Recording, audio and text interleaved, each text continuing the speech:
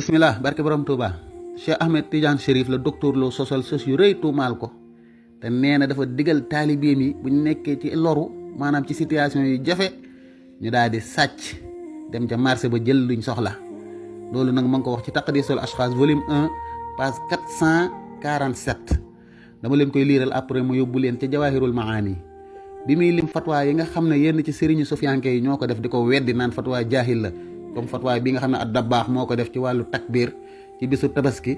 mu ne fatwa yooyu nag soreewut ak fatwa bi Cheikh Tidiane def wala yabudu anha fatwa Cheikh Tidiane soreewut ak fatwa bi Cheikh Tidiane def li talaamidihi defal ko taalibe mi bi jawaazi lujuu il muttari minhum ila al aswaaqi ci dagan gum dagan ñenn ci ñoom Tijaan yi nga xam ne dañoo loru ne ci situation yu difficile dem ca marché ya fa yaquda min at-taami qadra ma yataxawatu bihi ñu daal di jël ci wàllu ñam wàllu dund lañ soxla rek wa qaasa dhalika ala jawaazi aklil maytati hinda littiraari mu daal di xiyaas loolu màndexe ko ci dagan gum dagan ci ki nga xam ne dafa loru lekk médd comme que boo tollee fenn fi mën ngaa lekk médd yow boo ci tollee yow Tijaan bi nee na Cheikh nee na demal ca marché ba nga jël la nga soxla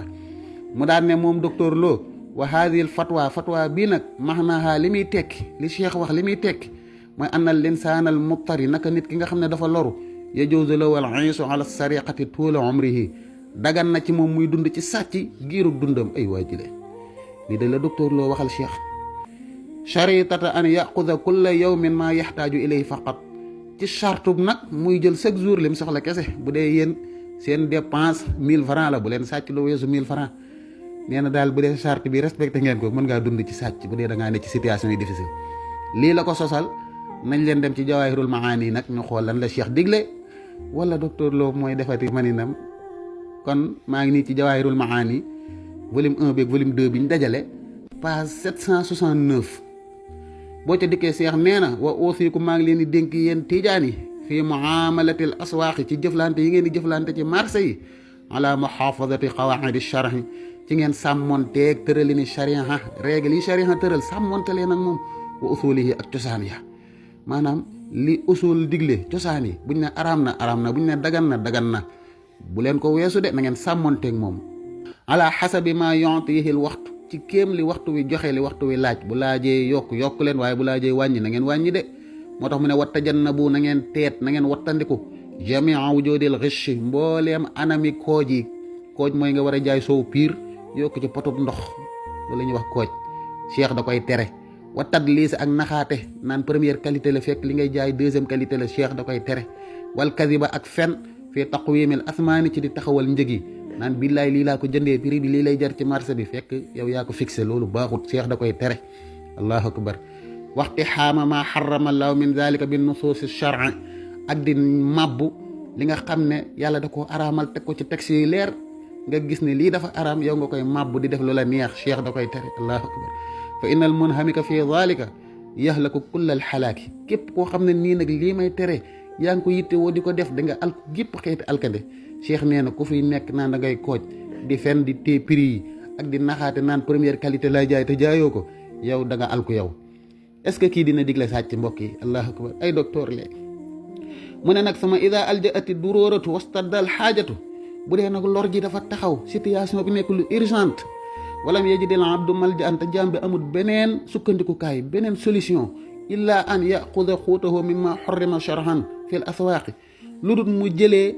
ab dundam ci loo xam ne nii dañ koo araamal ci sharia ci marché bi jëflante lay wax de waxut nga jëlee fi jàmbur de comme ni ko docteur sosé mu ne nag fal yaqut xadra ma yataxawatu na jël kéem la muy dundee ci jëflante maanaam comme yim doon tere fii wala yakun na nekk nag jaari bandi daw fii dalika ca loolee ala xukmil muttari fi aklil maytati ci atteb ki loru bay lekk médd nga xam ne su ko defut dee foofa mu toll yow na nga toll foofa te solution amut nga doog a jëflante bu bon boobu nga xam ne sharia da koy tere mu ne fa innahu kooku di lekk médd day innama yakuluha